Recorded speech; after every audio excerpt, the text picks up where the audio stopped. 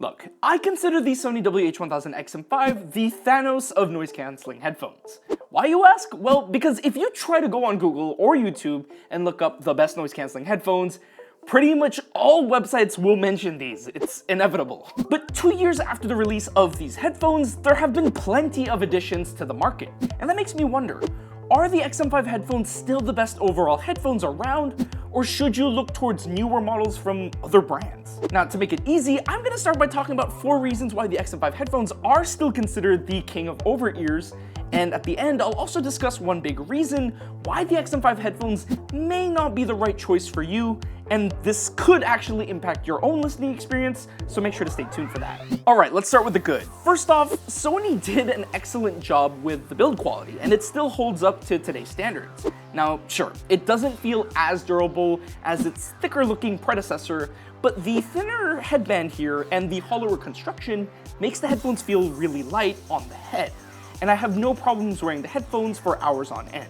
I'd liken the comfort of the XM5 headphones to something like the Bose QuietComfort 45, which I still consider to be the most comfortable headphones I've ever worn.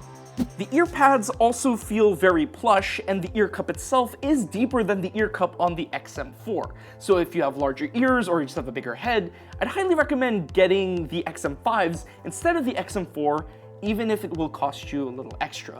Secondly, these headphones still have great software support via the Sony Headphones Connect app. Inside the app, you get access to a ton of useful features like the equalizer, which can be used for fine-tuning the sound to your liking, ambient sound controls, adaptive sound controls for adjusting the ANC and ambient sound depending on what you're doing, and you can also use the app to set up Sony 360 Reality Audio for immersive listening. Now, despite being 2 years old, the Sony WH-1000XM5 also still have great active noise cancelling performance.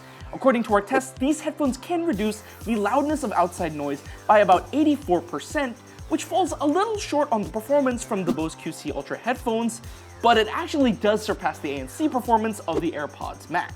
Suffice it to say that the XM5s are a great option for frequent travelers, commuters, or people who just work in loud office spaces. These headphones can easily quiet sounds like airplane engines, subway car screeches, or even chatty coworkers. And we actually did a deep dive into the active noise cancelling performance of these headphones in this video right here, so make sure to go check that one out after this one. Of course, another arguably more important reason why the Sony WH-1000XM5 still holds up to today is because it still offers great sound quality. But don't just take my word for it. Looking at our tests, the frequency response of the XM5 headphones aligns pretty closely with our preference curve, which is a measurement of what we think sounds good to most people. Yes, there is a bit of an overemphasis in the bass and treble frequencies, but I didn't find this to be an issue even when listening to bass-heavy EDM or pop tracks. However, over longer listening periods, my ears did feel a bit fatigued from the low-end overemphasis, so if I were you, I'd just go into the Sony app and turn down the clear bass slider by a notch or two for a more pleasant listening experience, especially during longer listening periods. But hey, I also understand that some of you might actually like this amount of bass, and fortunately the headphone app and the headphones give you the tools to help you dial in the sound exactly to your liking. Looking at the multi-dimensional audio quality score, these headphones out of the box got a 4.2 out of 5, and at this point anything above a 4 is pretty good. Based on these scores, our virtual panel of listeners seems to like the sound of the XM5 headphones, and chances are that based on MDAX, our frequency response measurements, and my personal listening experience, there is a very high chance that you're gonna like how these headphones sound out of the box. They absolutely hold up to today's standards, and it's kind of hard to find a person who wouldn't like the sound of these headphones. Now, I really like the XM5 headphones, and I think it still holds up as a great choice for best overall headphones. But there is one thing about these cans that may be a deal breaker for some, especially if you care deeply about audio quality. But before I get into that, I just want to ask if you could like, subscribe, and leave a comment below this video on what you would like to see next. Alright, what doesn't hold up? Well, the one thing about the XM5 headphones that really shows its age has to be its connection options. For those unaware, the Sony XM5 headphones use Bluetooth 5.2, which isn't the latest or greatest. It also means that these headphones don't support things like Auracast or the LC3 codec. Also, the headphones only support a handful of Bluetooth codecs, including SBC, AAC, and LDAC. Now, LDAC is a great inclusion, especially since it provides better streaming quality than SBC and AAC, but it is far from the best. Nowadays, Bose, Sennheiser, and even newcomer Sonos are making headphones with Snapdragon sound, which allow you to stream audio wirelessly using the aptX lossless codec for near CD-like audio quality, and you can't get that with the XM5 headphones. And this can be a bummer for some audio purists out there who want to play back lossless files on the go. In addition, the XM5 also lacks USB-C audio, which is becoming a staple for newer headphones like the Beats Studio Pro, Sennheiser Momentum X-Centum headphones, and even the Sonos Ace. Now, will you hear a difference between lossless and lossy audio? Probably not, and there's a huge debate surrounding that, which I am not going to get to in this video.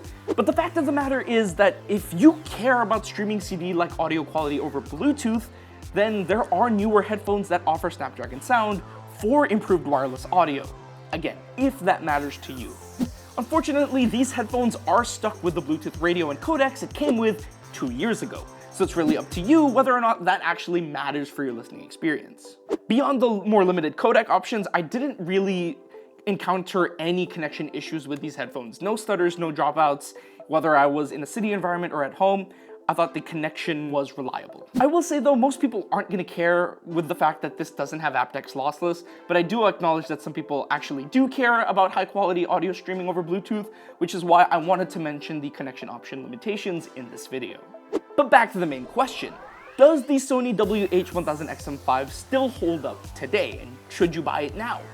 Well, yes, I think it definitely still holds up today, so long as your priority is not lossless audio listening. Connection limitations aside, the XM5 headphones still offer a great design, excellent noise cancelling performance, amazing app support, and great sound quality that will sound good to most people. These headphones get the fundamentals right, and if you can get these cans at a sale price, then the XM5 headphones are absolutely worth investing in long term. These are definitely not going to be the cheapest on the market. We have alternatives that are much lower in price over here, but if you are willing to go all in for a flagship, these are definitely still worth setting your eyes on. But if connection options are still a deal breaker for you, then I'd highly recommend checking out the Sonos Ace, because those headphones come with features that you won't find on Sony's headphones, and that goes beyond just supporting Snapdragon sound. The Sonos Ace actually have a lot going for it. You can learn more about those headphones in our full review right here.